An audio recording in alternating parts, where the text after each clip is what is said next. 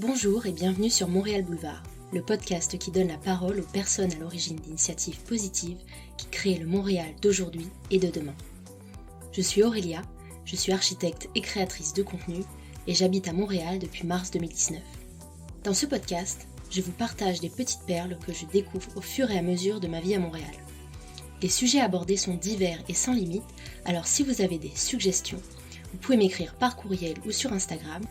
Les liens sont au bas de la description de l'épisode. Si cet épisode vous a plu, n'hésitez pas à le partager à un ou une amie que cela pourrait intéresser. N'hésitez pas à me le dire en m'écrivant sur Instagram @montrealboulevard.podcast, en vous abonnant et en mettant 5 étoiles sur votre plateforme d'écoute préférée. Je me ferai un plaisir de vous lire. Avant de vous présenter l'épisode d'aujourd'hui, j'aimerais vous parler du podcast Grandir en toute simplicité. Le but de ce podcast est de vous aider à prendre le contrôle de votre vie, à être mieux avec vous-même et à vivre la vie qui vous passionne en abordant des sujets tels que comment surmonter ses peurs ou encore comment retrouver sa liberté. Ce podcast est présenté et produit par Kim Burns, qui a d'ailleurs été mon invité dans le 24e épisode de mon podcast Montréal Boulevard. Vous pourrez en apprendre davantage sur son parcours et sur sa vision à travers cet épisode. Je vous invite vraiment à aller écouter cet épisode ainsi que son podcast Grandir en toute simplicité. Maintenant, place à l'épisode d'aujourd'hui. Aujourd'hui, dans le 26e épisode du podcast, j'ai le plaisir de recevoir Stella Skupal-Hassani, fondatrice de la plateforme Chut, les femmes parlent, un projet qui crée des espaces de parole et de rencontres pour toutes les femmes, à cheval entre la France et le Québec. Cela fait depuis environ mai 2020 que je suis cette plateforme sur les réseaux et j'admire vraiment Stella et son équipe, notamment, vous allez voir au cours de l'épisode, pour sa détermination, sa régularité et son courage, car elle fait tout cela en parallèle d'un emploi à temps plein. Avec Stella, nous avons parlé de féminisme décolonial et inclusif, de comment faire passer son projet de hobby au statut d'entreprise, de comment affronter le syndrome de l'imposteur et bien d'autres choses. L'épisode a été enregistré à distance, mais cela n'impactera pas la qualité de votre écoute. Je mettrai toutes les références abordées en description de l'épisode.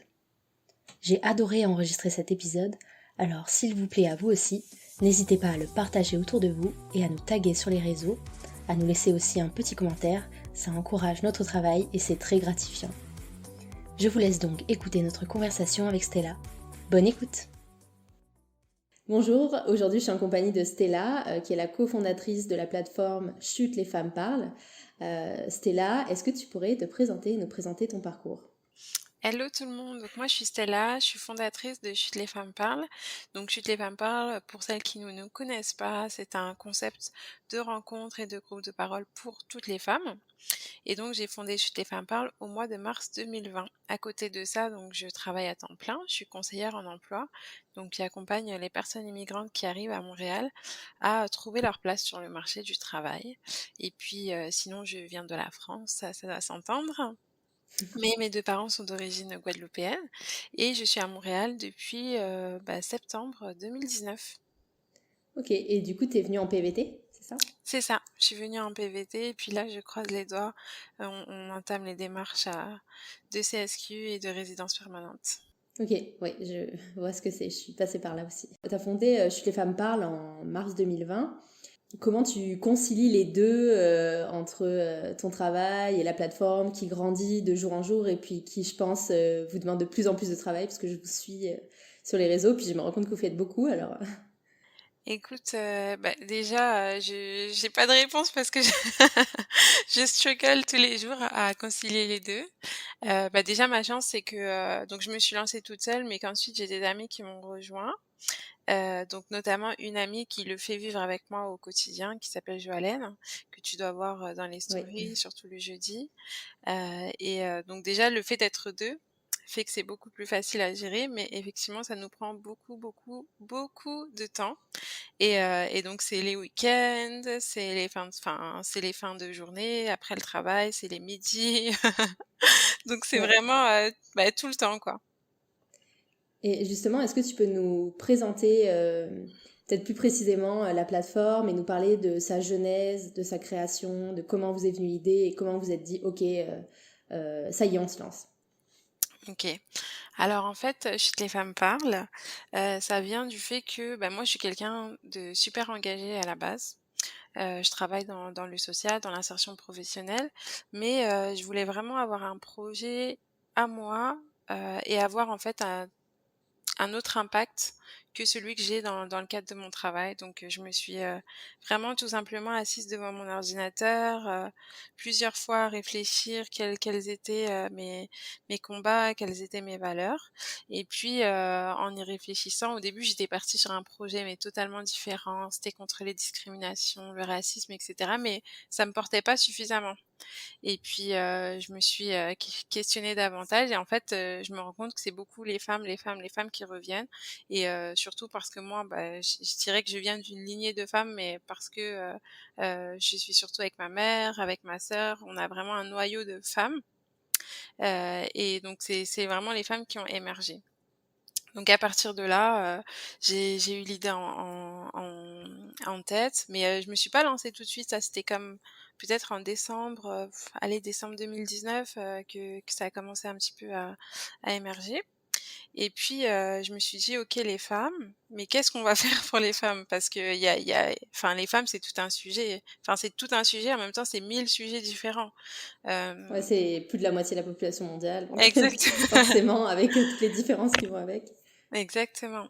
Donc j'ai commencé à observer un petit peu mon environnement, à dire: «Beh, qu'est-ce qui me manque, à moi? Qu'est-ce qui manque à mes amis?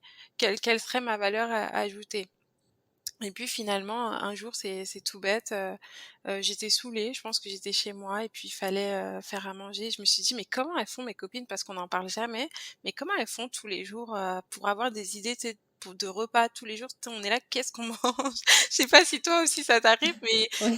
quelque chose d'aussi bête que ça et puis je me disais: «Bah, comment elles font mes copines?» donc je crée un petit groupe, WhatsApp avec deux autres copines. Je leur dis: «Bon les filles, moi, j'en ai marre de pas trouver d'idées et tout. Comment vous faites vous?» parce que finalement, j'ai l'impression que personne se plaint et puis, en fait, quand on a ouvert ce groupe WhatsApp, bah, elles ont commencé à parler, mais de plein, plein, plein de choses qu'elles avaient nulle part où déposer, mais qui avaient rien à voir avec la nourriture. C'était leur vie de femme, leur mariage et cetera et je me suis dit: «Mais en fait, il faut vraiment des espaces comme ça» parce que là, j'ai ouvert une porte et puis, elles sont entrées en courant, quoi. Donc c'est de là que je les femmes parlent est né, parce que je me suis dit: «Bah, en fait, je crois que les femmes ont besoin de parler, ont besoin de parler» et puis surtout quand on se met à parler, bah, on se rend compte qu'on n'est vraiment pas toutes seules à vivre, les mêmes problématiques finalement. Donc voilà un peu comment c'est né et puis, l'idée est restée dans ma tête là bien au chaud. Je pense que j'étais pas encore prête à me lancer. Voilà, j'ai fait un petit PowerPoint avec mes idées, je l'ai envoyé à ma famille, j'ai dit: «Vous en pensez quoi?» Tout le monde m'a dit: «C'est super cool», mais j'avais pas encore l'impulsion pour le lancer. Et puis, comme je le dis, souvent sur Chez les femmes parlent, que mon père est décédé au mois de mars 2020 et puis je pense que le fait d'être, rentrée en France, d'être à son chevet, à ces dernières semaines, c'était quand même assez glauque, hein, assez funeste et du coup, je pense qu'à ce moment-là, je c'était l'occasion aussi de revoir mes amis et puis il y en a qui m'ont dit: «Bah, écoute, si tu as ce projet, viens, on le fait ensemble pendant que tu es là». Donc je pense que c'est ce qui m'a poussée à me lancer, le fait d'avoir besoin de faire vivre quelque chose dans cette période, où j'étais en train de perdre quelqu'un de cher, quoi. Donc en fait, Chute les femmes parlent, c'est né à ce moment-là, en plein dans le deuil où j'avais besoin de faire émerger, de créer, de donner vie à un projet qui m'a, je pense, beaucoup porté aussi, et aidé à avancer dans cette période. Donc voilà, je me suis lancée, j'ai créé un événement. Donc à la base, Chute les femmes parlent, c'était vraiment, un concept, physique. Je voulais faire des petits rendez-vous entre femmes, au café. On est une dizaine et puis on discute et puis, finalement avec la covid, en mars, 2020, bah, tout le monde a été confiné et c'était dommage parce que j'avais fait mon premier événement, enfin en tout cas j'ai commencé à communiquer dessus et j'avais quand même 25 femmes qui s'étaient inscrites à un événement payant. Je me suis dit: «Mais non, je peux pas, d'un coup tout arrêter». Donc je me suis dit: «Pourquoi pas créer un Instagram?» Voilà, comme ça ces femmes-là, elles seront au courant de la prochaine rencontre. Bon, finalement, il y en a jamais eu. C'est devenu totalement, autre chose et puis voilà, on a commencé à lancer, je me suis lancée sur Instagram, tranquillement. J'ai commencé à faire des posts, raconter, mes petites histoires, mettre surtout lancer mes petits coups de gueule Et puis finalement, écoute, le nombre de femmes a augmenté. Je me suis rendu compte que ça touchait beaucoup plus de gens que ces 25 femmes ou juste mes copines. Il y avait beaucoup de femmes qui se reconnaissaient dans le discours et voilà un petit peu, la genèse. Ce projet, il est entre la France et le Québec, c'est ça. Donc, je me demandais, c'est quoi la différence d'accueil, mettons, entre... Est-ce que vous avez ressenti une différence au niveau de l'accueil entre la France et le Québec? Et si oui, lesquels qui sont notables ou un peu moins notables? Mais écoute, il est entre la France et le Québec, mais je pense qu'en fait, sur les réseaux sociaux, on attire beaucoup ce qu'on est, parce qu'on se rend compte que même les personnes qui nous suivent au Québec et qui participent, sont souvent en fait d'autres Françaises, expatriées au Québec. Oui. Là, c'est vraiment juste, ces derniers mois qu'on touche, des Québécoises, mais sinon c'est même, c'est surtout des Françaises expatriées au Québec. Donc je dirais pas qu'il y a une différence d'accueil, mais c'est surtout que pour l'instant, c'est les gens qui nous ressemblent, qui sont là, quoi. Ok. Et justement, par rapport aux espaces de parole, c'est vrai qu'en ce moment, bah, il y a beaucoup de mouvements qui émergent, notamment des mouvements féministes, enfin, qui luttent contre les discriminations, contre toutes les discriminations qui peuvent exister et auxquelles on n'aurait pas forcément pensé d'ailleurs. Mais vous, j'ai lu un post récemment que vous aviez fait le 13 juillet dernier et où vous expliquiez: nous défendons un féminisme décolonial qui se veut inclusif parce que les femmes non blanches rencontrent d'autres violences et discriminations dues à leur groupe d'appartenance. Ce que je trouve vraiment intéressant en vous suivant, c'est que moi, en tant que femme blanche, bah, il y a plein de choses auxquelles je ne suis pas du tout sensibilisée, comme par exemple, il me semble qu'à un moment, vous aviez parlé du colorisme, si je ne me trompe pas. Mmh. Tu me corriges, voilà. Donc des choses que moi, auxquelles je ne suis pas du tout confrontée. Et du coup, en règle générale, en quoi vous vous distinguez des autres médias et quels sont les prochains sujets que vous souhaiteriez aborder, qui sont peut-être pas encore connus ou qui sont connus, peu importe. OK. Alors, en fait, nous, on se distingue parce que avant de parler de féminisme, on veut surtout juste parler aux femmes. Finalement, moi, le féminisme, bah, je le dis que je suis féministe, mais en fait, on se rend compte qu'il y a beaucoup de femmes qui ont totalement rejeté le féminisme. Enfin, tu sais, encore aujourd'hui, on a un exemple dans notre story. Il y a une fille qui nous a dit, ben moi, loin de moi l'idée de dire que je suis féministe, or que tout ce qu'elle a décrit, bah, c'est être féministe. Donc, je pense que on a d'abord une approche où on vient parler à toutes les femmes et puis finalement, on leur parle de féminisme sans qu'elles s'en rendent forcément compte parce que nous, Mm. notre concept, il est pas forcément, enfin, je vais pas je dirais pas qu'il est pas revendicateur, mais il vient d'abord te parler de tes réalités. Voilà, de tes réalités, de ton quotidien, de ce que tu vis. Il vient te chercher dans ce que tu connais, et puis c'est sûr que, bah, derrière ça, il y a, toutes les questions de féminisme, de racisme et cetera. Tu citais, tantôt, le post du mois de juillet. C'est super important pour nous de rappeler, ça parce que, bah, on sait que dans les pays occidentaux, l'histoire du féminisme, bah, c'est beaucoup partie des femmes blanches. Sauf que finalement, il y a beaucoup de femmes et notamment moi, qui suis, une femme noire et une femme voilée, qui ne se reconnaît pas forcément, dans le féminisme, bah, blanc ou le féminisme, universaliste et cetera. Parce qu'en fait, on revendique le fait que déjà, il y a plusieurs, manières, d'être une femme, pas seulement la manière, occidentalo-centrée, on va dire. Surtout que moi, en tant que femme voilée, bah, tu sais, je sais pas moi, je prends, Gisèle Halimi, qui est super connue pour, qui a fait beaucoup de choses pour la cause féministe, mais qui était, farouchement opposée au port du voile, par exemple. Mm. Donc c'est vraiment de dire le féminisme intersectionnel et décolonial, c'est un féminisme qui dit pas juste il y a une manière d'être une femme et puis si tu portes un voile, c'est que tu es soumise et on va t'apprendre à être insoumise. Enfin, c'est vraiment accepter les femmes dans leur choix, dans leur pluralité, en disant juste, ben, ou enfin, justement qu'on prône la sororité et de dire que, ben en fait, on a tellement de choses en commun déjà si on se s'unissait sur ces choses en commun et qu'on laissait chacune aussi, la liberté, d'être, bah, de faire ses choix, en fait, tout simplement. Parce que finalement, enfin, c'est pas fou de dire que le féminisme, c'est de permettre aux femmes, de trouver leur place dans la société, d'être maîtresses d'elles-mêmes et d'être l'égal, des hommes, quoi, tout simplement. Donc pour les questions de colorisme, et cetera, donc ça, c'est vraiment la branche féminisme intersectionnel où on dit que, en fait, une femme, si elle est racisée, elle vit d'autres discriminations que juste, le sexisme, par exemple. Donc l'intersectionnalité, c'est en fait de additionner les stigmates, on va dire. Donc si tu es une femme, oui, c'est une discrimination, mais si tu es une femme noire, c'est une autre discrimination. Si tu es une femme asiatique, c'est encore une autre discrimination. Mmh. Si tu es une femme musulmane, c'est encore autre chose. Si tu es une femme musulmane voilée, c'est encore autre chose. Et puis on va dire que pour caricaturer un petit peu, le combo, ce serait d'être, une femme, noire, musulmane, voilée et handicapée, tu vois? Là, comme tu Et aurais, la totale. lesbienne. Exactement. Voilà, C'est ça là, c'est l'exemple typique qu'on se dit, voilà, ça c'est c'est le ça. comble de l'intersectionnalité, on va dire. Exactement, tu aurais tous les handicaps sociaux. Donc Ouais. c'est un peu ça et c'est pour ça que c'est important pour nous de le répéter et on le sait que, bah, de par notre discours, on a vraiment réussi à fédérer plein de femmes super différentes, mais que c'est important pour nous, du coup, d'aller vers toutes les femmes et de leur rappeler que c'est correct aussi d'être voilée, comme c'est correct d'être en maillot de bain, à la plage, comme tu vois? C'est tout le monde est bienvenu, quoi. OK. Oui, c'est important, ce que tu rappelles par rapport au féminisme occidental. Moi-même, enfin, je découvre, enfin, ça fait un moment que je m'intéresse au féminisme, mais je trouve que chaque jour, plus on s'y intéresse et plus on découvre des choses, même des personnes qu'on suit. Bah, tu citais Gisèle Halimi, bah oui, c'est un modèle pour plein de choses, mais en même temps, pour d'autres femmes, bah, comme tu dis, elle était opposée au voile, donc les femmes voilées vont pas se reconnaître totalement dans Exactement. son modèle.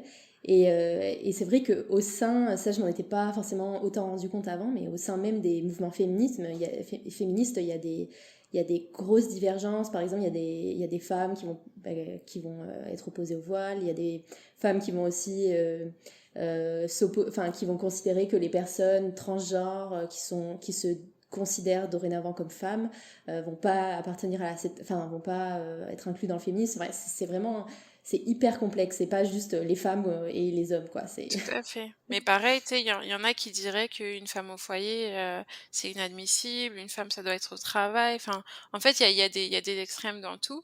Et nous, ce qu'on défend, c'est vraiment de dire, bah, le choix que tu vas faire, il est correct, quoi. Si c'est ton choix et que tu vis bien, et que tu vis bien avec, bah, personne n'a à t'imposer. Et c'est en ça que le féminisme décolonial, il est important, c'est de dire la pensée civilisatrice, là, stop. ouais, c'est ce que tu dis, ça me fait penser. Il y a pas très longtemps, j'ai lu Sur la route de Gloria Steinem et c'est Christiane Taubira qui avait fait la préface. Et selon elle, dit pourquoi les groupes extrémistes racistes prennent autant d'ampleur, c'est parce qu'en fait ils se fédèrent tous contre les causes contre lesquelles ils sont en fait, alors qu'en fait toutes ces minorités contre lesquelles les groupes s'opposent, donc que ce soit les femmes, les handicapés, les LGBT, les femmes voilées, les femmes racisées, etc. Comme elles n'arrivent pas à se fédérer tout ensemble, et ben finalement on n'arrive pas à créer assez de force pour contrer ces extrêmes. Il y a trop Mm. de divergences. Et en fait, elle dit si toutes ces minorités, enfin entre nous on dit femmes minorités, mais on est quand même une majorité dans le monde, mais bon, entre guillemets, toutes ces personnes stigmatisées, discriminées, si elles s'alliaient ensemble contre ces extrêmes, bah finalement peut-être qu'on serait plus fort.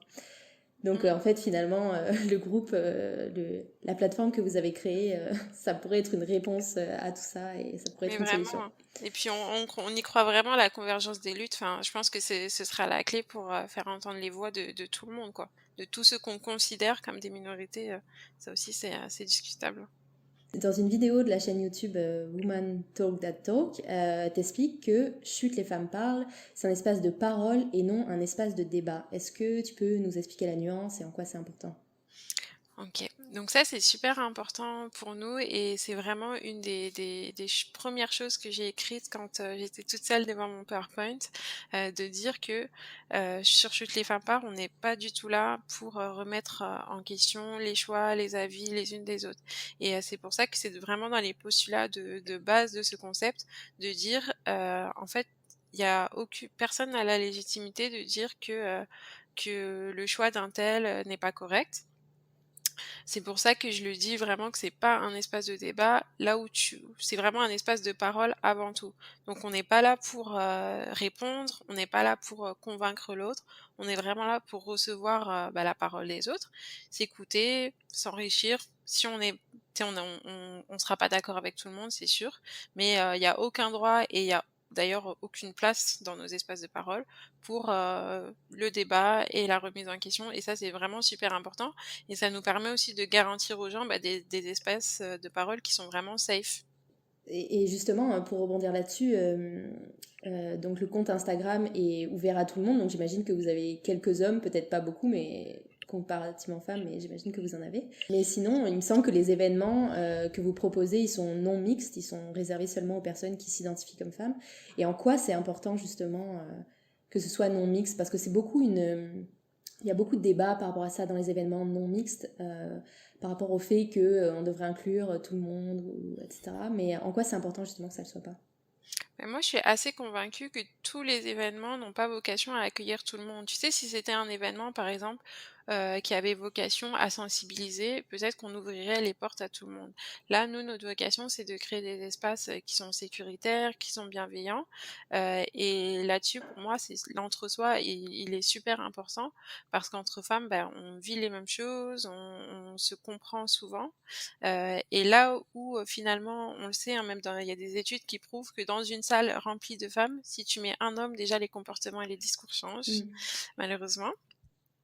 Du coup, on serait pas, 100 authentique, on n'oserait pas se lâcher, comme on le fait, parfois et puis surtout, en fait, c'est surtout un espace où, en fait, il y a pas la place à la justification parce que finalement, les hommes aussi ouverts qui puissent être, quand, on va, exprimer par exemple, une expérience, un ressenti, finalement ils se sentent attaqués et puis, ils prennent, tellement d'espace pour se défendre que ça, en fait, réduit les espaces de parole pour les femmes, ça réduit leur temps de parole. Alors que là, nous, on veut vraiment créer des espaces où on est entre nous, on se parle, on peut tout dire et puis, pour la période du temps, on se comprend. Ce qui n'est pas le cas, des hommes quand ils sont là parce qu'ils vivent pas les mêmes réalités, parce que, c'est pas des femmes, quoi. Oui, c'est ça. C'est vraiment le fait d'être légitime parce qu'on vit la chose. On n'est pas légitime tant qu'on n'a pas vécu la chose en fait. C'est ça et puis, oui, c'est ça et puis je pense que vraiment la non-mixité, c'est important pour se sentir à l'aise avec des pairs et pouvoir, avoir un témoignage le plus authentique, possible. Mhm. Je vous suis donc depuis la création de la plateforme en début 2020. Je vous ai vu prendre de l'ampleur au fur et à mesure parce que vous proposez aussi plein d'activités, vous sensibilisez à plein de sujets. En août, je sais plus si c'est en août ou en juillet dernier, j'ai participé à un atelier qui est le booster de confiance en soi. Donc j'étais aux côtés de 3 autres femmes, il me semble. Et je trouvais ça vraiment super motivant, puis vraiment, comme tu dis, un safe space. Est-ce que tu peux nous parler des différentes activités que vous proposez? Parce que je vois que vous en proposez de plus en plus.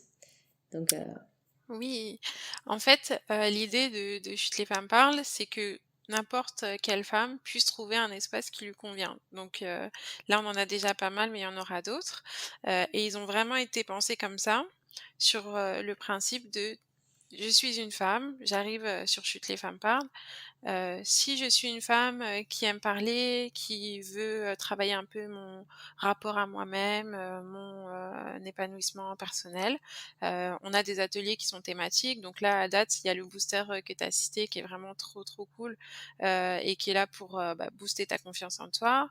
On a aussi un nouvel atelier qui, aide à sortir de sa zone de confort où là, on l'a vraiment réfléchi comme quelque chose de vraiment très, très drôle où tu sors de ta zone de confort. Si je suis une femme, qui, ouais, est pas trop à l'aise comme ça, aller sur Zoom avec des femmes que je connais pas, mais ça m'intéresse quand même de partager avec des femmes.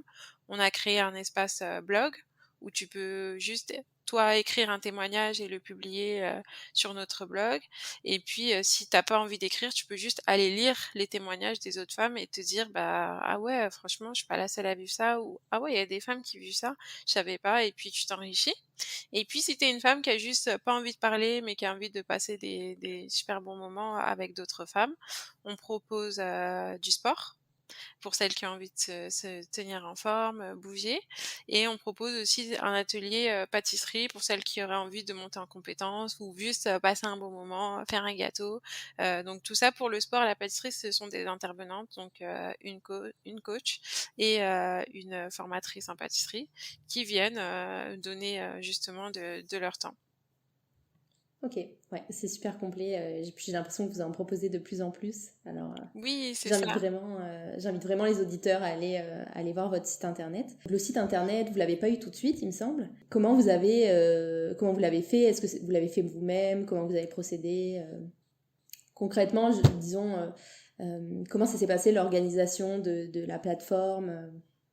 OK. Voilà. Alors je vais revenir un petit peu en amont. En fait, donc je te disais tantôt que, donc les femmes parlent, j'ai lancé, voilà, toute seule dans mon coin, et puis quand ça a commencé à prendre, je me suis rendu compte à quel point c'était, beaucoup de travail.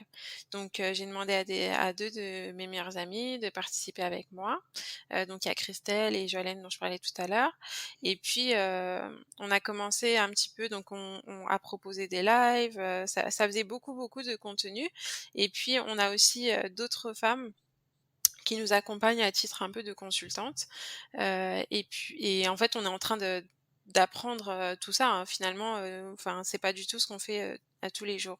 Donc donc notamment, on a une femme qui nous accompagne un peu dans tout ce qui est, développement d'un projet, création d'entreprise, et puis elle nous disait: «Mais c'est bien beau d'être, sur Instagram, mais Instagram, ça vous appartient pas». Et puis toutes les femmes n'ont pas Instagram, toutes les femmes n'ont pas Facebook non plus, donc il vous faut un site web parce que à date, tout le monde a internet. Donc c'est là où on s'est dit: «Beh, ouais, en fait en fait, si demain on a un problème avec notre compte Instagram, on perd, toutes les femmes qui nous suivaient et qui voulaient participer un petit peu au concept». Donc voilà pourquoi on a créé notre site web, pour avoir une présence en ligne, qui est permanente. On a acheté notre nom de domaine et cetera, ça nous appartient, contrairement aux réseaux sociaux. Donc Oui, ensuite c'est vrai que pour ça, c'est quelque chose qu'on pense pas forcément. Ouais, c'est ça, moi non plus, on était sur les réseaux et puis tout se passait bien, on montait notre petite communauté, mais puis, non, en fait, Instagram, il peut te bloquer, on peut te hacker, enfin, du coup, tout peut Ouais. arriver. Donc voilà.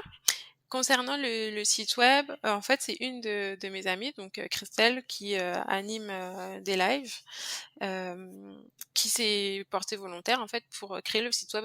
Elle a dit: «Bah, écoute, ça m'éclate très bien, donc je me lance», et puis, donc on s'est mis, sur une plateforme, donc Wix, c'est quand même assez intuitif pour, Mhm. créer son site web.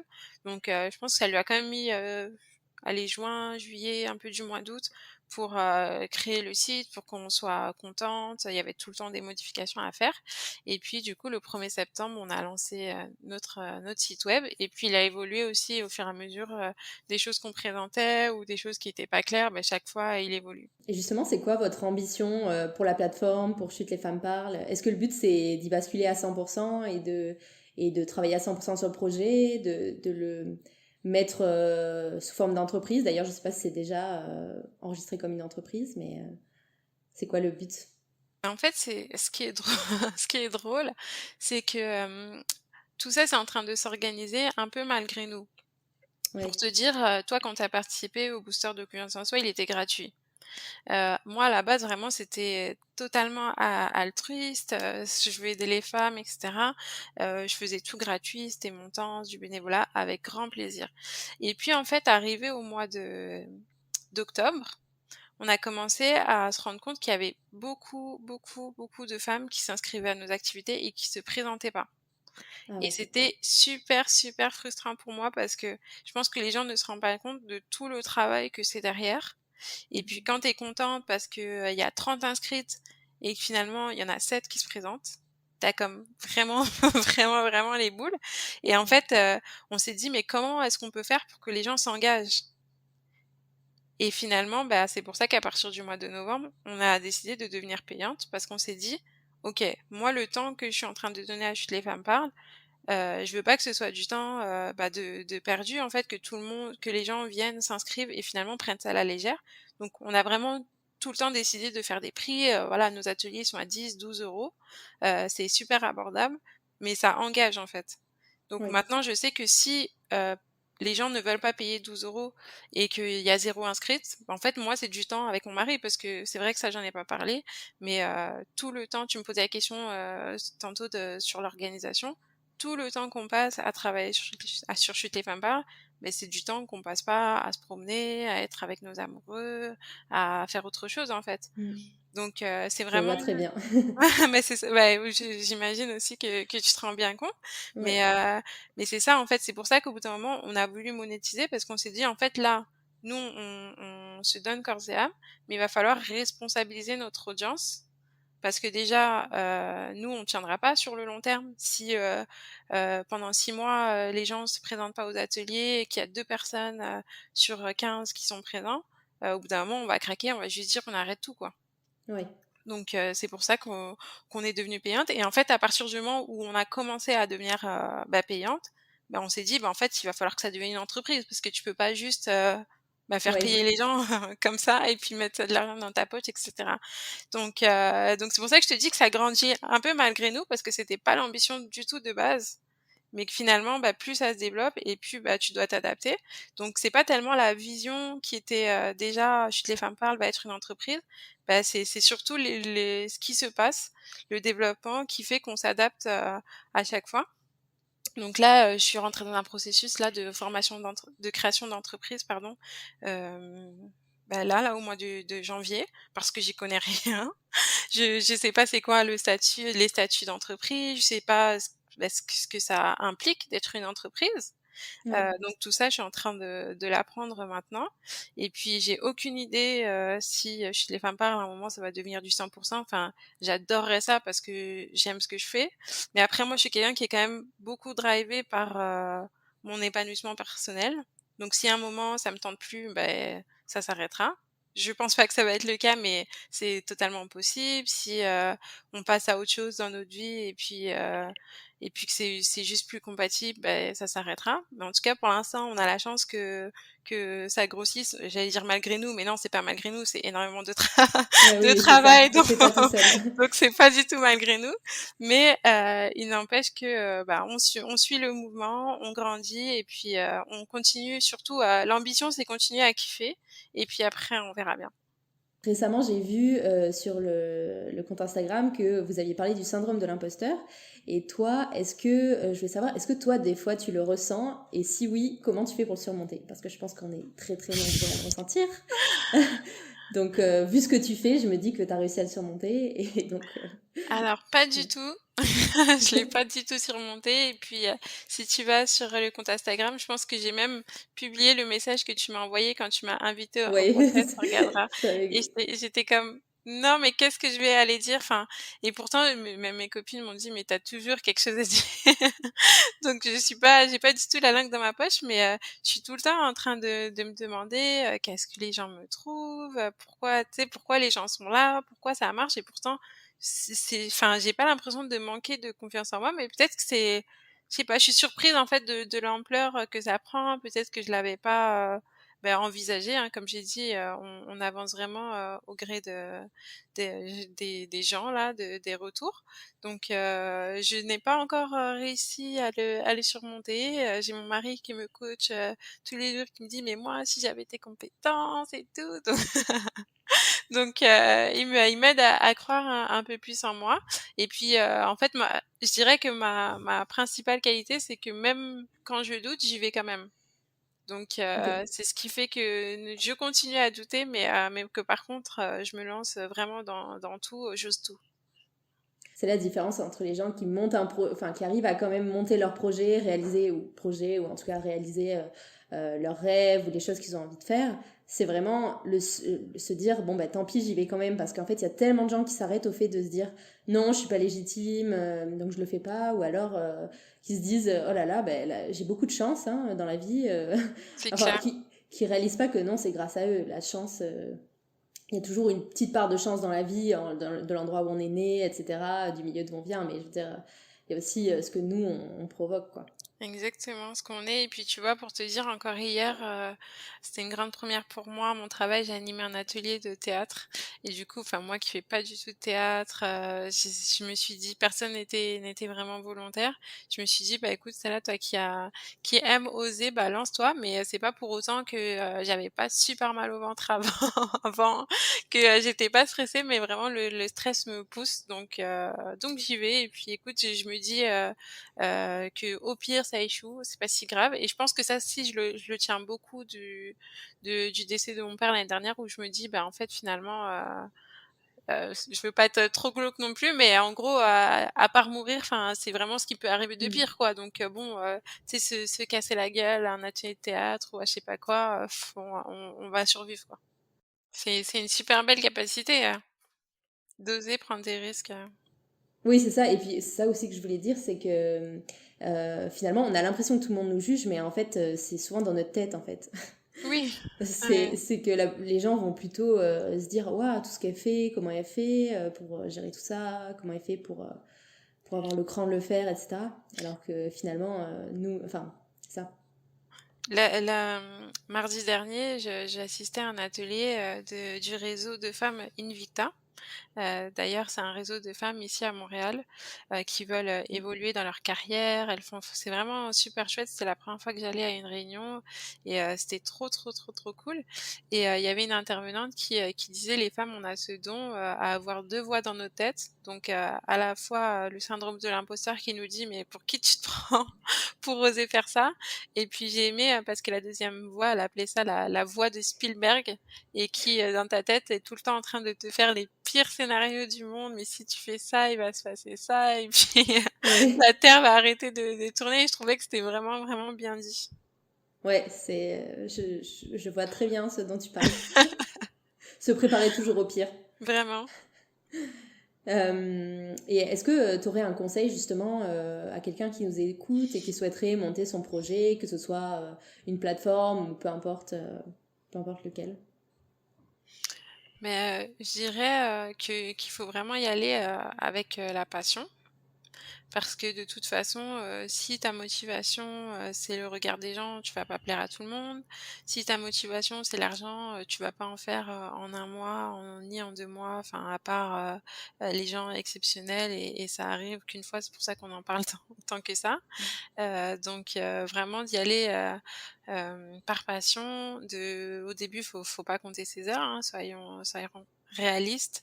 Il va falloir, travailler vraiment, vraiment fort pour, avoir tes premiers résultats et puis surtout, en tout cas moi, c'est ce que je m'applique à moi-même, c'est que tant que je kiffe, tant que c'est du bon temps, je le fais et je dirais aussi ne pas se mettre trop de pression parce que, je sais pas toi, Aurélia, si ça t'arrive des fois, mais tu sais, des fois, moi, j'ai tendance à me dire: «Mais tu fais pas assez, tu es pas assez impliquée», alors que je sais tout le temps que je passe sur ce projet, mais tu as l'impression que c'est jamais assez et puis, il y a des moments où il faut juste être capable de dire: «Bon, bah, si je lâche prise, je lève un petit peu le pied et puis, la terre, elle continue de tourner».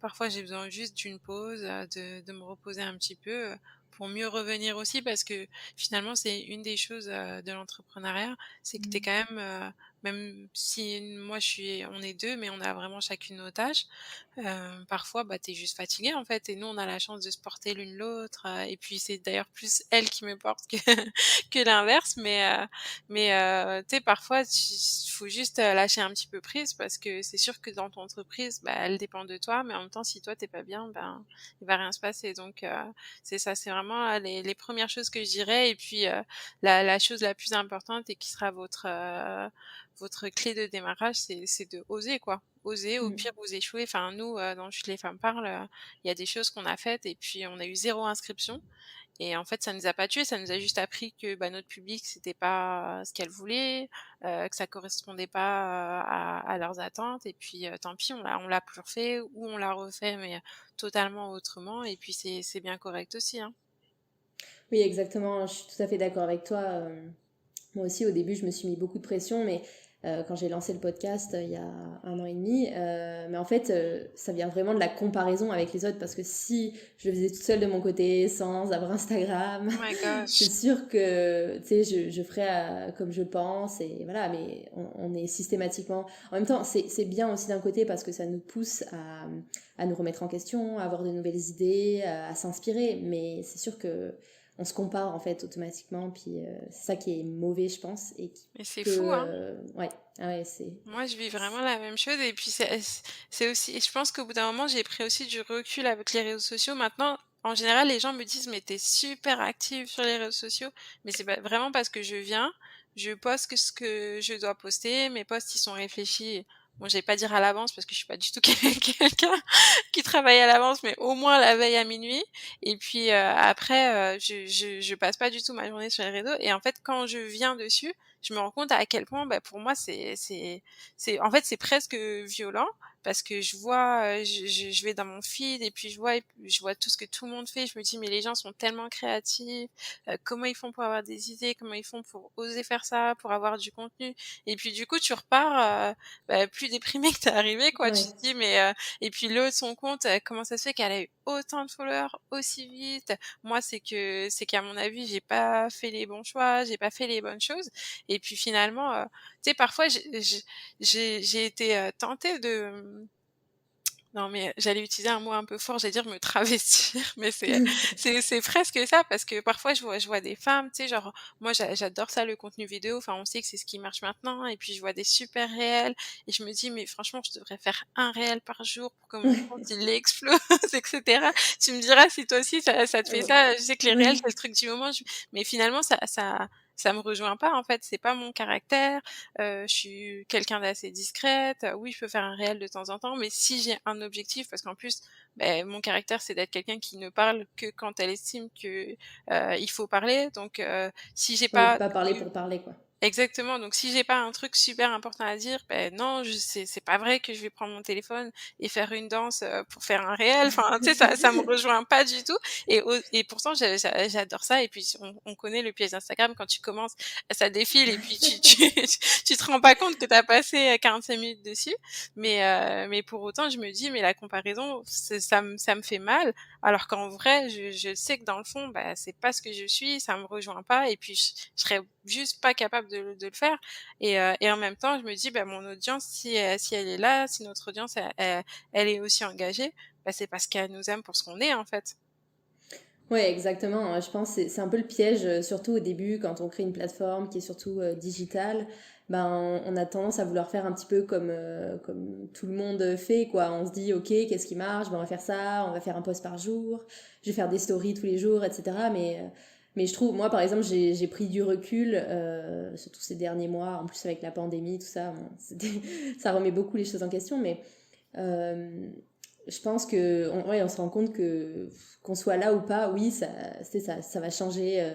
Ta plateforme, tu vas prendre des followers, etc. Mais finalement, le monde s'arrête pas de tourner. Ça, c'est un peu le truc Vraiment pas. qu'on se rend compte, je pense. Et puis tu sais, il y a aussi une différence entre. Enfin, il y a des personnes déjà créatrices de contenu, c'est leur métier à temps plein. Donc c'est sûr que tu sais, que ce soit toi ou moi, on a un job à côté, à 35 ou 40 heures semaine. Donc tu sais, c'est sûr que ça prend du temps. Puis en plus vous avez vraiment vous créez du fond, quoi, vraiment du fond. Et puis il y a plein de gens qui vont faire des réels, etc. Mais parmi ces gens-là, combien il y en a qui font vraiment du fond, tu vois? C'est clair. C'est ça aussi la différence. Et c'est pour ça que moi je me méfie de plus en plus des. Même si Instagram, je trouve ça une plateforme géniale parce que justement ça donne la parole à des personnes qui l'avaient pas forcément dans les médias traditionnels. Et ça, Mmh. c'est vraiment génial. Mais c'est sûr qu'il y a beaucoup de. C'est beaucoup du scrolling, quoi. En Mais fait, c'est ça et il faut que puis, ce soit court, il enfin faut que ce soit accrocheur. je te rejoins vraiment sur ce que tu dis, par rapport au temps plein. Parce que moi aussi, c'est une frustration que j'ai et quand je vois certaines, tu vois, entrepreneuses business, que je vois sur les réseaux et je me dis: «Mais elle, regarde comment elle s'applique dans son business et comment, son business il décolle» et puis tu vois les gens, tu sais, de plus en plus, les gens osent parler d'argent. Donc tu sais que les gens, ça, c'est des gens qui lèvent, des sommes folles, en fait, Mmh. avec leur business, mieux que toi, ton travail de salarié, tu vois? Et puis je me dis des fois, ça me frustre un petit peu. Je me dis: «Mais Stella, tu t'investis pas autant, ça pourrait décoller plus, tu pourrais, mieux communiquer». Et puis après, finalement, quand je redescends, je me dis: «OK, Stella, toi, dans ta vie, tu es chargée de projet ou conseillère en emploi, tu viens d'apprendre à aller sur Instagram», parce que moi, j'étais vraiment pas quelqu'un des réseaux sociaux. Je mettais une photo de vacances de temps en temps et sur mon compte, personnel avec mon mari, il y a 100 followers, tu vois? Donc j'étais Ouais. pas du tout une community manager, j'ai dû tout apprendre sur Instagram. Donc tu es en train d'apprendre ça, tu es en train d'apprendre, à gérer un site internet, tu es en train d'apprendre à gérer une communauté, à gérer, bah, tout ce qu'il y a derrière l'entreprise, en fait, finalement, parce que, tout ce qui apparaît sur le site, ça apparaît pas par hasard. Toutes les collaborations, trouver des gens pour faire des lives. Voilà, tous les mois, on propose un live avec une femme différente. Faut les trouver, les femmes, faut faire du Mmh. relationnel. Enfin, en fait, tout ça, tu es en train de le faire, mais à côté de ton travail. Et parfois, on oublie, en fait, qu'on a un 5 à 7 à côté, de ça. Ouais. Un 5 à 7, un 9 à 5, pardon, à côté de ça. Et que, bah, non, en fait, elles ont, peut-être ça fait 7 ans qu'elles sont en train de faire de l'entrepreneuriat, qu'elles y sont à temps plein. Tu peux juste pas te comparer entre toi qui le fais, à ta fin de semaine et le soir, en fait. Ouais, exactement. Et puis souvent, moi j'écoute plein de podcasts sur l'entrepreneuriat et tout ça. Puis on se rend compte que par exemple, les personnes qui marchent beaucoup, enfin qui, tu sais, qui ont des business qui marchent, etc., finalement, c'est pas leur premier business aussi, tu vois. C'est clair. Et bien souvent, ils ont eu des, je sais pas, des petites boîtes avant, pas forcément des gros business, mais des choses qu'ils ont fait pendant, je sais pas, 1 an, 2 ans, 3 ans, 10 ans, peu importe. Et puis, faut relativiser en se disant que j'imagine pour toi, c'est ton premier business. Tout à fait. Voilà, donc ça, faut relativiser aussi en se disant que ouais, c'est ton premier business, puis t'arrives déjà à faire ça alors que t'as un job à côté, quoi. C'est plutôt comme ça qu'il faut le C'est voir. vraiment ça. Et aujourd'hui encore, ma meilleure amie, elle m'a envoyé une vidéo, c'était une femme entrepreneur qui disait que, bah, elle, ça fait 10 ans qu'elle fait ce qu'elle fait et c'est maintenant que ça décolle pour elle. Et elle disait: «Mais on se rend pas compte qu'il y a plein de business qui ont pris du temps, que ce soit dit Lidl, c'est né en 1900 je sais pas quoi, et c'est maintenant que c'est vraiment, connu, au niveau français. Enfin, Lidl, à la base, ça avait pas du tout eu une bonne réputation, Mm. alors que maintenant, c'est vraiment à la mode. Ils font des vêtements, et cetera. Les influenceurs portent du Lidl. Enfin, il y en a une autre Mm. qui disait que même, tu regardais, Nike, au début, c'était pas du tout tendance. Ça a vraiment mis du temps à exploser. Et puis les gens, donc elle disait: «Mais les gens qui pensent que ton business, en 1 an, ça y est, tu devenu, Steve Jobs», enfin, c'est pas du tout le cas, quoi. Ouais, c'est ça.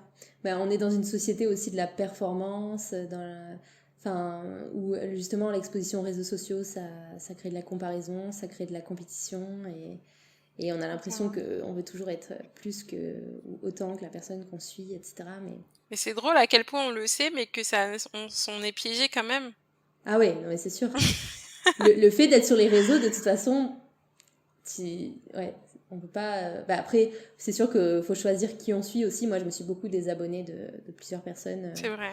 dans les derniers mois parce que je me rendais compte qu'elles me créaient plus de la Ça frustration que. c'est ça. Ça te Mais crée plus de complexes qu'autre chose. exactement. Donc là, aujourd'hui, tu habites à Montréal, donc comme on disait, tu es en PVT. Pourquoi avoir choisi Montréal pour s'installer? Alors, en fait, donc moi je me suis mariée en 2018. Et puis au début avec mon mari, donc moi j'étais quelqu'un qui voyageait beaucoup, genre le voyage c'est vraiment ma passion, et puis, même jeune, je partais toute seule, vraiment le voyage c'est ma vie. Et puis, quand j'ai connu mon mari, lui il aurait aimé voyager. C'était une de ses ambitions, mais c'était pas quelqu'un, qui allait partir tout seul, comme ça. Donc, au début, il m'a dit: «Ben moi franchement j'aimerais bien voyager». Donc on a commencé à voyager. Et puis de plus en plus, il me disait, «Ouais, bah, moi j'aurais aimé avoir une expérience à l'étranger, et cetera». Mais tu sais, tu as l'impression que parfois les expériences à l'étranger, c'est un truc d'étudiant. Tu Mhm. sais, tu te dis pas tellement, «Ça y est, j'ai ma vie, je suis en CDI et puis je vais quitter», tu vois? Oui, c'est Hem, ça. donc il me disait ça, bon, OK, ça nous a un petit peu travaillé. Et puis à un moment, moi j'étais en CDD et moi, j'étais quelqu'un de pas stable du tout. C'est même, ça a étonné tout le monde quand j'ai dit: «Hey, je me marie», parce que je suis vraiment quelqu'un qui se lasse et je suis pas stable du tout. Donc, j'étais en CDD, puis ils m'ont dit: «Eh ben, on veut bien te reconduire» et puis moi j'ai dit: «Ah non, non, non, moi, 1 an, c'est c'est Mmh. le maximum».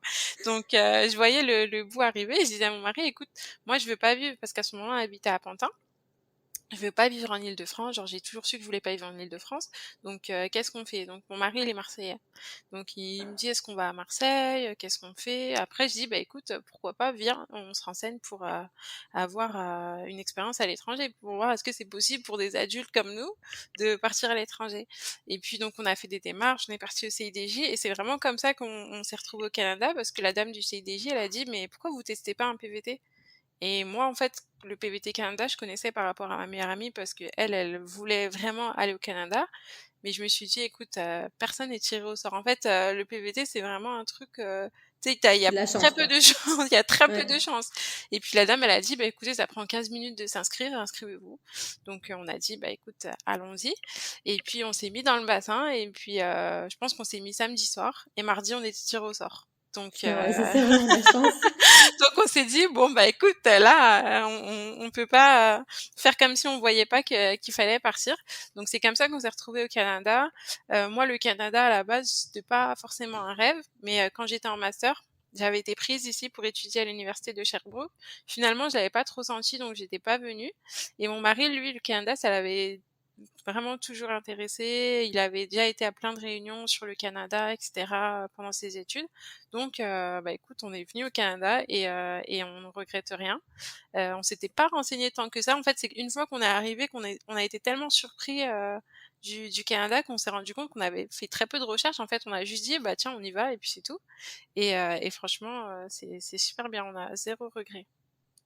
Et donc, du coup, vous comptez y rester, de ce que j'ai compris? Ouais, on compte y rester parce que, bah, en fait, on a une professionnellement, on est mieux. Mmh. Moi, je pense qu'en France, j'aurais jamais lancé Chut les femmes parlent. Vraiment pas. Je pense que le fait d'immigrer, ça te permet vraiment de te recréer et de sortir de ta zone de confort parce qu'il y a tout à refaire. Et je pense que, comme j'étais en France, bah, voilà, il y avait mes amis, j'avais mon travail et cetera. Ça aurait peut-être pas émergé, Chut les femmes parlent. Ensuite professionnellement aussi, moi qui suis une femme voilée, j en fait, maintenant que je suis au Canada et que j'ai goûté la liberté de faire Mmh. tout avec mon voile, je suis plus capable de retourner en France et d'enlever mon voile pour travailler parce que c'était le cas, et c'est encore le cas d'ailleurs en France, ouais, travailler avec son voile, c'est vraiment très, très, très problématique et c'est vraiment à la marge, de pouvoir travailler avec. Donc C'est dingue quand on y pense. Ça a tellement pas de sens, quoi. ouais, hein, tu C'est vois? Et difficile comme à quoi comprendre. ici, ici ça enfin, je dis pas qu'on ne questionne pas parce que c'est pas le paradis non plus, mais en tout cas, c'est super accepté et puis moi j'ai pas eu du tout de difficulté à trouver ma première job, quoi et je sais que quand je suis arrivée, enfin, tu sais, c'était presque des j'avais tellement intégré la chose qu'au début je me disais à l'entrevue: «Est-ce que je vais avec mon voile, pas mon voile? Est-ce que je les appelle en avance pour leur dire: "J'ai un voile"?» Sur LinkedIn, j'osais même pas mettre ma photo parce que mon mari disait: «Mais si, tu vois bien qu'ici, il y a des voilés qui travaillent», tu vois?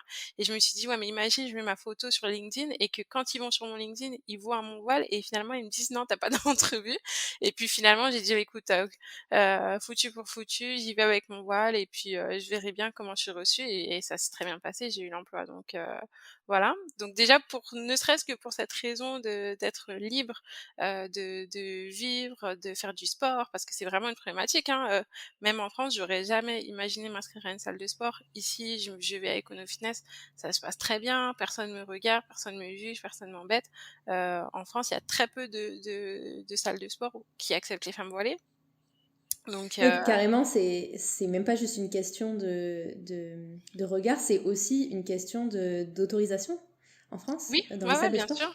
OK. Bien sûr, bien sûr, il y a allez, enfin, avant le confinement, j'allais dire il y a pas si longtemps, mais avant le covid, il y avait carrément, une action, il y avait des femmes voilées et d'autres femmes pas voilées qui s'étaient alliées à la cause, qui avaient fait, je pense, un espèce de sitting dans une salle de sport, je sais plus quelle ville en France, je vais pas dire de bêtises.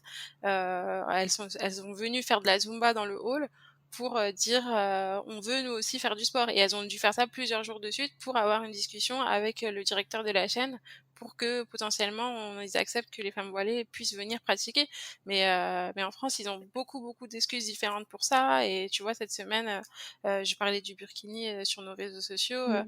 parce que apparemment c'est une question d'hygiène, de pas se baigner à la plage avec un burkini, donc il faudrait qu'on puisse voir les membres. Enfin, c'est totalement Bah, discutable. on va interdire la plongée alors. Et c'est ça.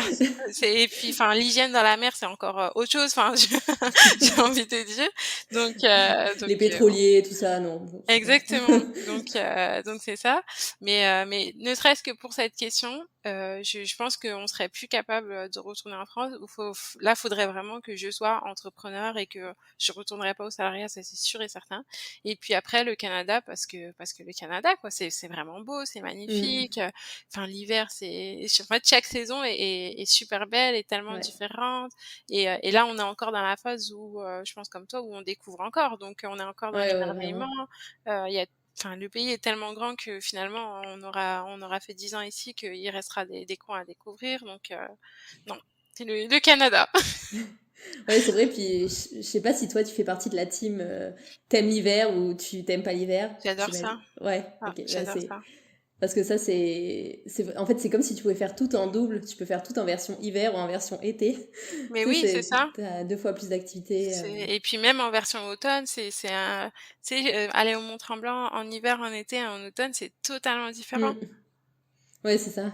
C'est tes 3 couleurs différentes, 3 ambiances. Vraiment. Donc, pour l'instant, on est bien.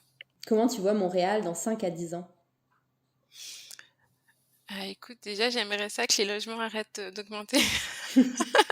Comme c'est ma problématique du moment.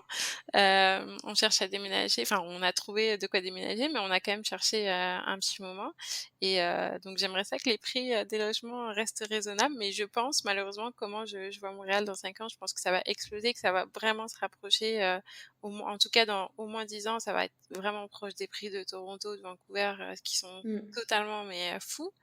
Mais vu que c'est une ville d'immigration, je pense que ça va continuer à être Ouais, super. Enfin ici, tout est tellement riche. Et puis je trouve que ils ont une super belle approche de l'immigration qui fait que quand les gens se sentent acceptés, en fait, toute la cohabitation se passe très bien. Donc je mm. pense que enfin le climat va toujours rester aussi, à part s'il y a des grandes décisions politiques qui vont un peu à l'inverse de ça, mais le climat va toujours être aussi bon à vivre, je pense. Les gens vont réussir à vivre ensemble.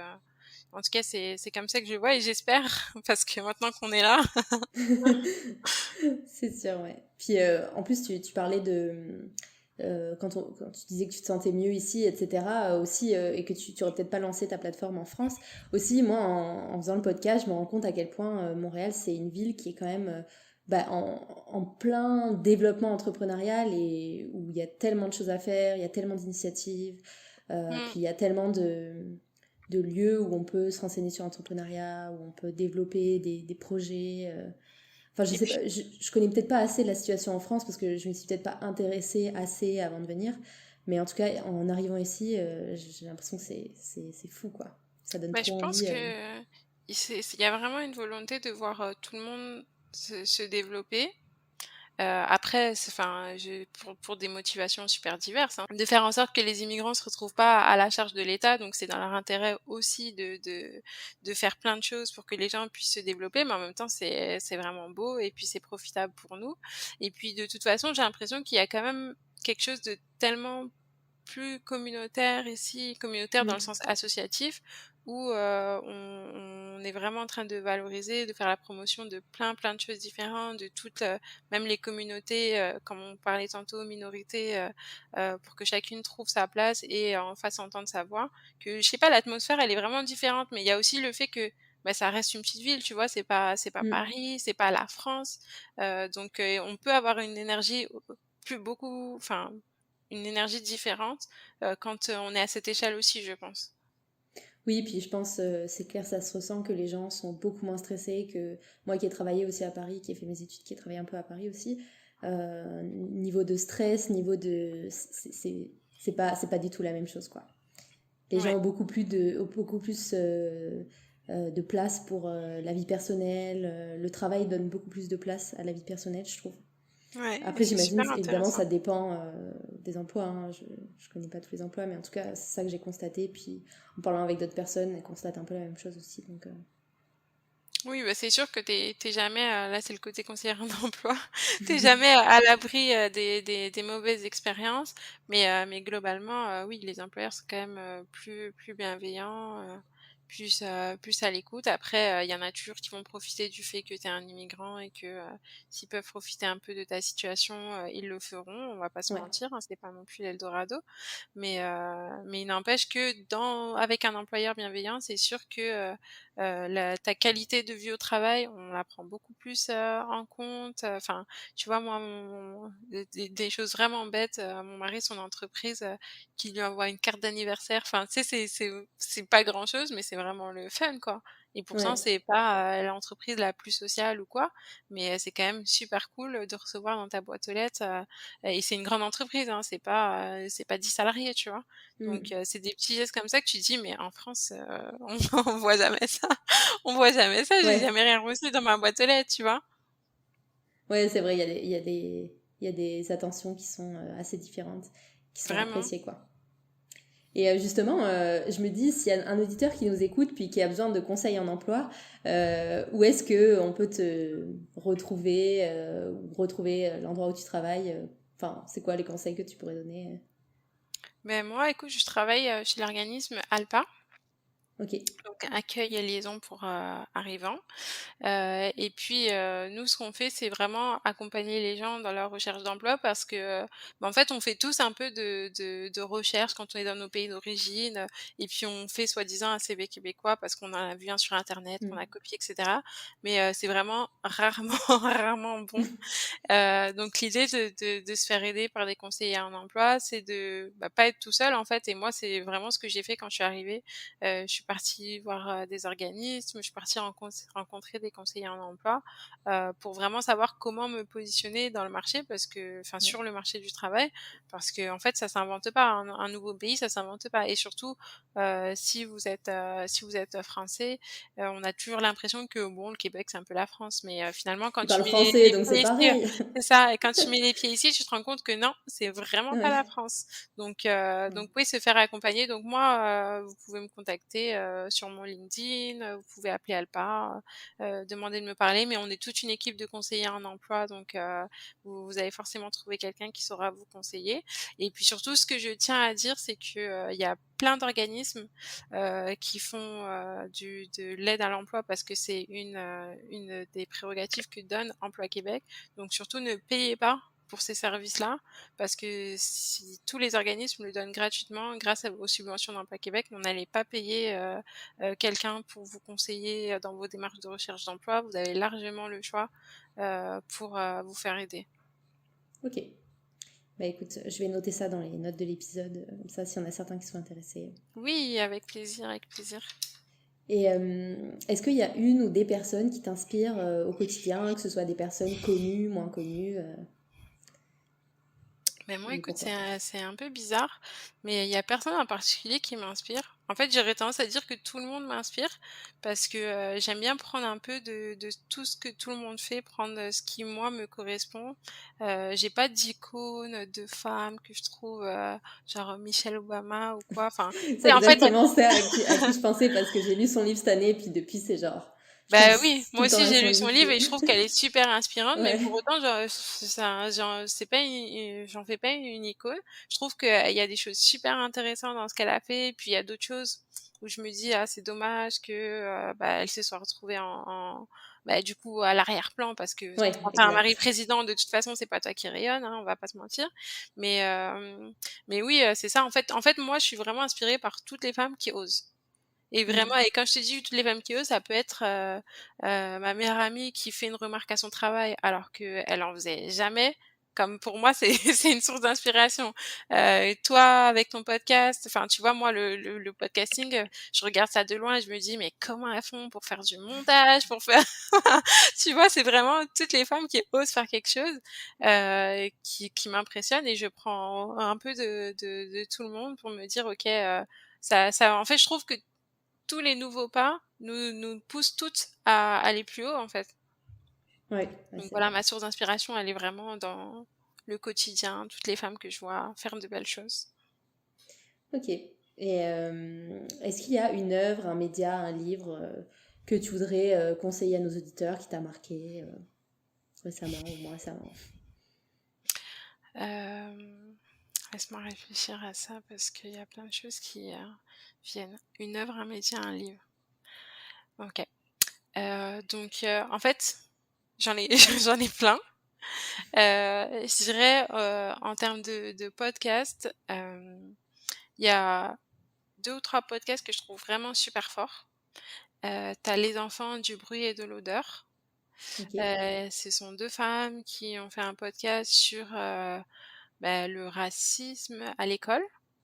Et en fait, c'est 2 mamans qui se sont rendues compte que leurs enfants, vivaient du racisme, comme elles en avaient vécu à leur époque et elles se sont dit: «Bon, au bout d'un moment, ça suffit». Et elles abordent plein, plein, plein de sujets sur la parentalité et cetera. Je trouve ça vraiment, vraiment génial. Mais surtout, en fait, tu apprends beaucoup sur, le racisme et sur le vécu des personnes racisées plus généralement et je trouve Ok. ça vraiment génial. Je dirais aussi, il y a un podcast, alors celui-là, enfin, faut vraiment être, préparé psychologiquement, je trouve, pour, l'écouter. Ça s'appelle Intime Politique. Ouais, Et je l'ai donc l écouté.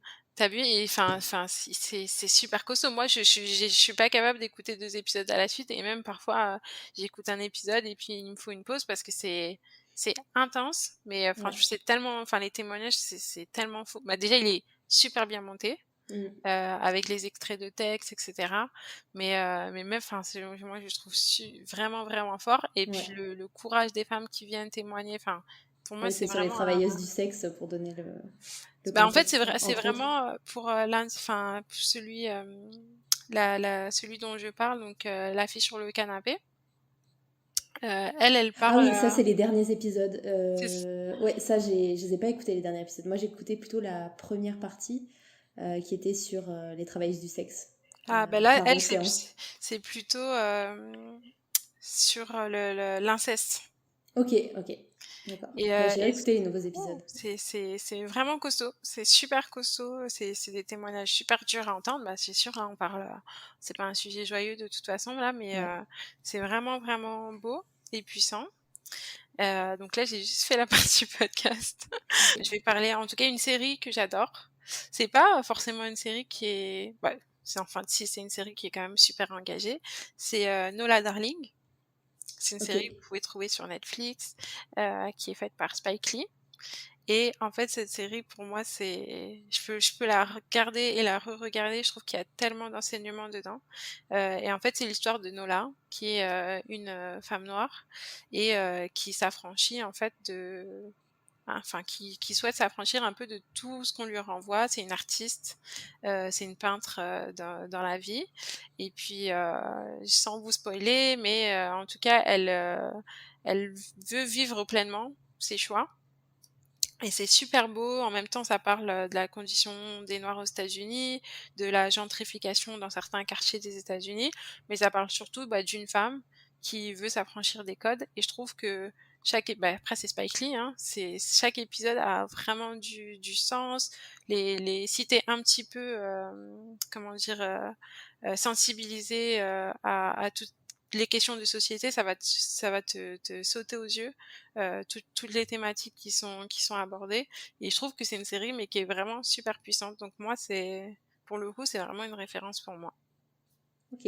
Bah, je mettrai tout ça dans les notes de l'épisode. Est-ce que pour finir, tu voudrais rajouter quelque chose Alors qu'est-ce que je pourrais rajouter? ou si tu as des questions aussi, ça peut être aussi ça. Ouais, en fait, moi, ma question, ce serait, du coup, toi, puisque je te disais que moi, j'ai pas de recette, secrète pour, pour m'organiser et c'est vraiment un chantier en ce moment. Toi, comment est-ce que tu fais pour t'organiser, dans ton podcast, tes invités, ton montage, après ton travail, du coup? J'avoue que c'est pas toujours facile. Puis j'essaye de. En fait, c'est vraiment, j'essaye de prioriser. Au départ, je voulais faire trop de choses, un petit peu ce que tu disais, où je me disais, faut que je fasse des posts, faut que je fasse, je sais pas, des vidéos, des machins. Mais au final, je priorise, puis j'essaye de pas trop mettre la pression aussi, de me dire, si l'épisode il sort pas lundi, il sortira mercredi ou jeudi, et puis c'est pas grave. Vraiment, hein. Et puis, ouais, c'est ça, je me fais des to-do list, enfin, tu sais, j'essaye d'être réaliste dans mon organisation de temps. Au départ, je voulais trop m'en mettre dans la journée, puis à force, j'y arrivais pas. Mais ouais, c'est pas évident, quoi. Mais j'essaye vraiment de me plus trop mettre la pression en me disant que de toute façon, le monde va pas s'arrêter de tourner. L'année dernière, quand j'ai commencé le podcast, j'en faisais 1 par semaine. Mais c'était vraiment beaucoup de travail. Là, je vais passer plutôt à 2 par mois. Voilà, j'essaye aussi de me dire, c'est pas grave, j'en fais moins. Et puis, c'est pas grave s'il y a une semaine où je suis pas là et que je sors que dans 2 semaines. Je pense que c'est ça, c'est vraiment pas se mettre la pression, quoi. Ouais, c'est vrai, hein, ne pas culpabiliser, et ça de plus en plus moi aussi, je me rends compte, si je poste pas aujourd'hui, écoute, tant pis quoi. Enfin les gens ne vivent pas pour, voir un post de Je t'ai pas parle, Ouais, donc il y a un moment où, faut s'étendre aussi. Et comme dit, en fait ma responsable, elle nous dit souvent ça quand on se met un peu trop de pression, au travail, elle nous dit: «Mais ne n'oubliez pas que vous ne faites pas des opérations à cœur ouvert». oui, Et c'est puis ça. du coup quand tu te dis ça, ça te détend. Ouais, c'est exactement ça. Ouais, et puis je pense qu'il faut vraiment, t'en parlais tantôt sur la passion, mais faut vraiment aimer ce qu'on fait en fait, parce qu'à partir du moment où ça devient une corvée, ce qui moi, à un moment, ça l'est devenu, et c'est pour ça que j'ai fait une pause pendant le podcast, c'est que j'ai l'impression de me forcer, de me dire bon allez, il faut que je fasse mon montage, il faut que je prépare mes questions, et à partir du moment où tu te dis ça, c'est pas bon quoi. Soit faut ralentir, soit faut prendre du recul, C'est ça et mais c'est puis surtout ça en enfin, fait. pour parler super concrètement aussi, elle me le dit, souvent, enfin, elle nous le dit Taïssa, donc celle qui nous accompagne un peu dans la gestion de notre projet, dans le développement de notre projet, la création d'entreprise, elle nous le dit tout le temps, enfin, au pire, que finalement, très honnêtement, quand tu gagnes pas d'argent, si tu le fais pas par passion, au bout d'un moment, tu vas abandonner et si t'as pas de perspective de développement, soit que ce soit pour monétiser ou faire autre chose, hein, mais faire pour faire aussi, oui, la passion, mais il y a un moment aussi, où la passion va s'essouffler parce que c'est énormément de travail et que si t'arrives pas à en tirer quelque chose ou que tu vois pas ton projet, grandir, au bout d'un moment, on va juste s'être épuisé et abandonner, Ouais, c'est après ça, coup, quoi. exactement. Donc malheureusement, on va vraiment on va vraiment éviter de s'épuiser à la tâche et garder ça agréable et puis de toute façon, je dirais que ça se voit. Quand c'est forcé, ça se voit. Ouais. Donc tu perds aussi ton audience quand tu es là à mettre pour mettre, faire pour faire, Ouais, c'est sûr.